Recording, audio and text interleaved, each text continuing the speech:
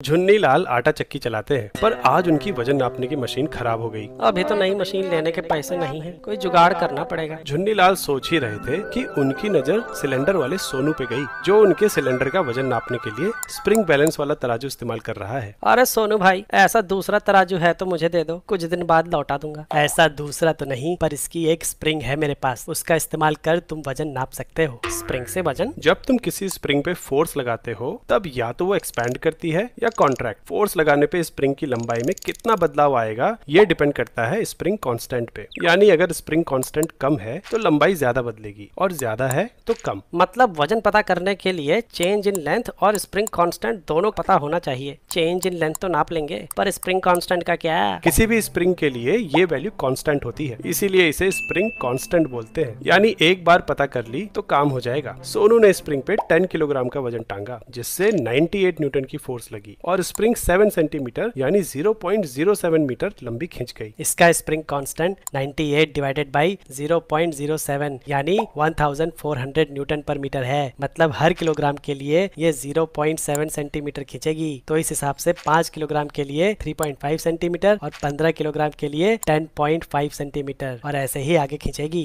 यानी अब तुम एक स्केल की मदद से कोई भी वजन नाप सकते हो। लेकिन एक बात का ध्यान रखना, बहुत ज्यादा खींचने पर स्प्रिंग परमानेंटली डिफॉर्म भी हो जाती है और फिर ये इक्वेशन काम नहीं करती। इस जुगाड़ से झुन्नी लाल का काम सही चलने लगा, पर एक दिन उसके दिमाग में एक ख्याल आया। काफी ज्यादा ऑर्डर आ रहे हैं, अगर इस स्प्रिंग को 2 हिस्सों में काट दूं तो काम जल्दी होने लगेगा। झुन्नी लाल ने स्प्रिंग को बीच से काट के 2 वेइंग स्केल्स बना दिए। स्प्रिंग कांस्टेंट की वैल्यू तो कभी चेंज नहीं होती, इससे कोई फर्क नहीं पड़ना चाहिए। लेकिन कई दिनों बाद झुन्नी लाल ने हिसाब में कुछ गड़बड़ देखी। ग्राहक तो इस महीने ज्यादा आए, लेकिन पैसे पिछले महीने से भी कम बने। ऐसा कैसे? उसने पूरी बात सोनू को बताई। अरे झुन्नी लाल जी, स्प्रिंग को काटना नहीं था, काटने से तो स्प्रिंग ही बदल गई। अब नई स्प्रिंग का कांस्टेंट अलग होगा। लेकिन काटने से स्प्रिंग कैसे बदल गई? अब काटने पे स्प्रिंग का कांस्टेंट कैसे बदला और इसकी वजह से झुन्नी लाल को घाटा कैसे हो गया, ये जानने के लिए यहाँ क्लिक करके पूरा वीडियो देखो। डिग्री ऐसी होनी चाहिए जो करियर के दरवाजे खोल दे, लेकिन तुम्हारे लिए कौन सी डिग्री बेस्ट रहेगी जानने के लिए विजिट करो लर्निंग रूट्स। MBA, BBA या BCA जैसी 100 से भी ज्यादा ऑनलाइन यूनिवर्सिटी डिग्रीज को कंपेयर करो एक ही जगह। लिंक चैनल पेज पे है।